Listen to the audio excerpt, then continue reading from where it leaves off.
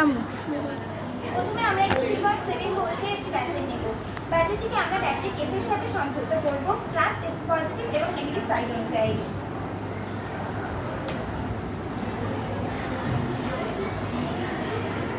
ব্যাটারির দুই প্রান্তে দুটি তামার তার রয়েছে।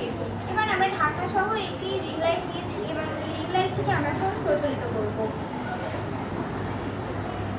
রিং লাইটটিকে আমরা তামার তারে পজিটিভ এবং নেগেটিভ সাইড অনুযায়ী সংযোগ করব।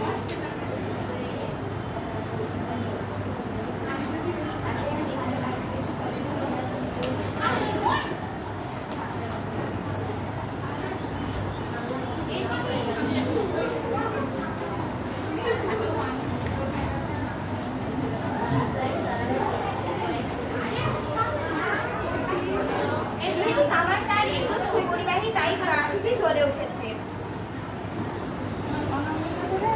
কাঠের টুকরো, প্লাস্টিক, আমরা যদি এখানে কাঠের টুকরো এবং প্লাস্টিক ব্যবহার করে থাকি বা রাবার ব্যবহার করে থাকি তাহলে এগুলো চলবে না, কারণ তামা বিদ্যুৎ সুপরিবাহী, এটি ব্যাটারি দিয়ে বিদ্যুৎ পরিবহন করবে, কিন্তু অন্যান্য জিনিস যেমন অধাতু সমূহ এগুলো পরিবহন করতে পারবে না। ধাতু সমূহ সর্বদাই বিদ্যুৎ সুপরিবাহী। এবার আমরা ব্যাটারির সাহায্যে বাতি প্রজ্বলিত করব।